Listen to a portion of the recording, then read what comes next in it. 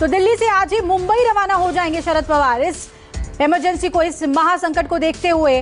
और दीपक दुबे दिल्ली में शरद पवार के सरकारी आवास के बाहर हैं। दीपक, किस तरीके का मंथन अंदर चल रहा है, क्योंकि ये इस वक्त एक हाई टेंशन जोन में है एनसीपी, और शरद पवार इसे कैसे टैकल करते हैं ये देखना बहुत अहम होगा।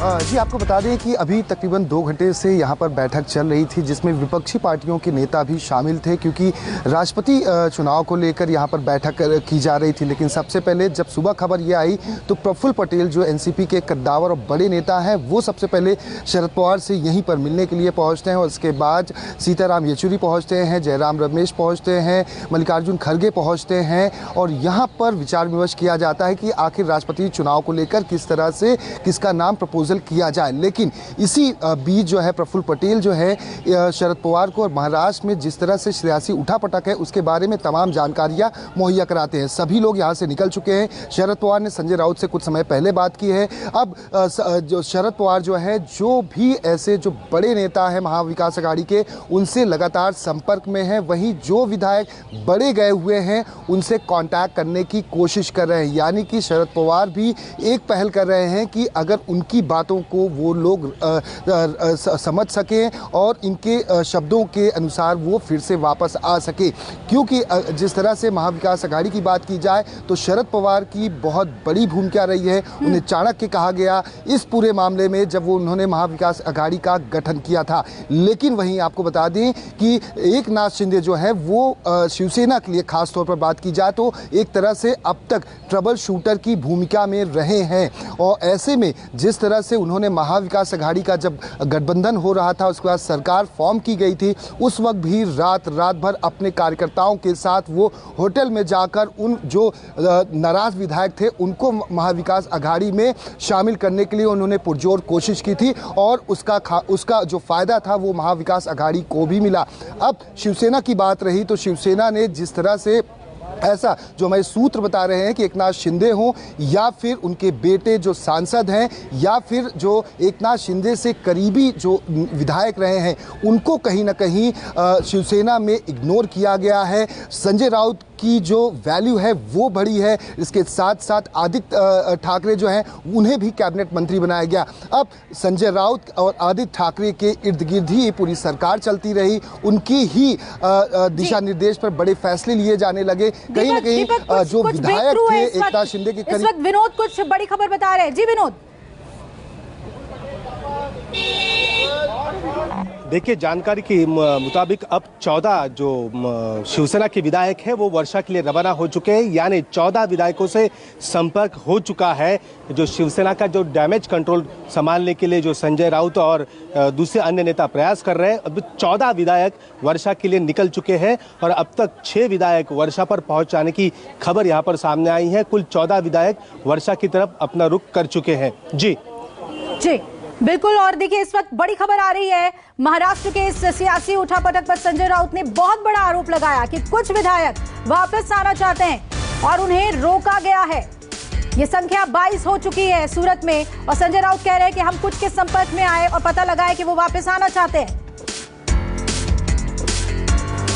ये सभी लोग गुजरात में ही क्यों रखे जाते? ये देश तो बहुत बड़ा है। हाँ, सूरत में है, मैंने सुना है, हमारा उनसे संपर्क हुआ है, हमारे सब एमएलए वहाँ हैं। उसमें से बहुत से लोग जो है वापस आना चाहते हैं, लेकिन उनको वापस आना नहीं दिया जा रहा है। उनकी घेराबंदी की है।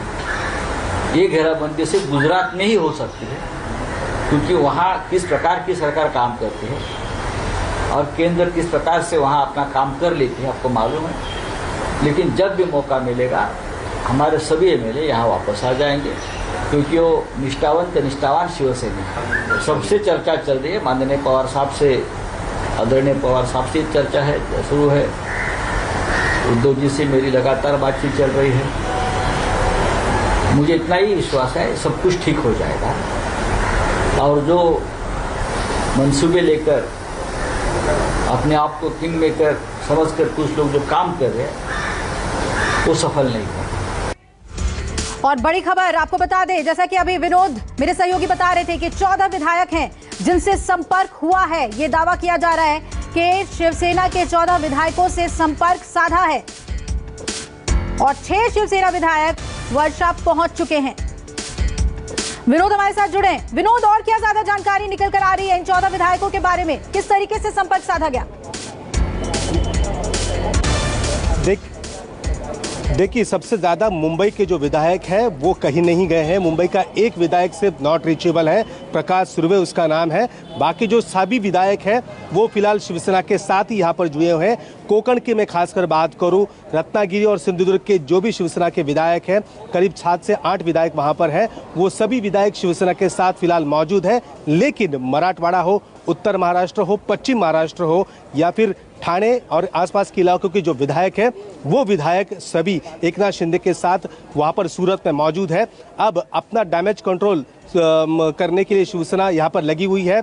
अंदर विनायक राउत जो सांसद है वो वहाँ पर पहुँचे हैं, अरविंद सावंत अंदर पहुँचे हैं और तमाम जो उद्धव ठाकरे के जो करीबी नेता है वो एक एक कर यहाँ पर वर्षा पर पहुँच रहे हैं और लगातार वो संपर्क बने हुए हैं मुख्यमंत्री से या फिर संजय राउत हो, इन सबसे संपर्क बने उनका चल रहा है।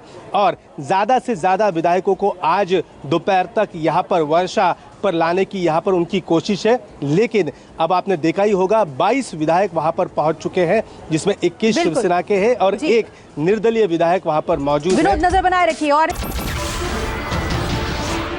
नमस्कार, मैं हूं मानक गुप्ता।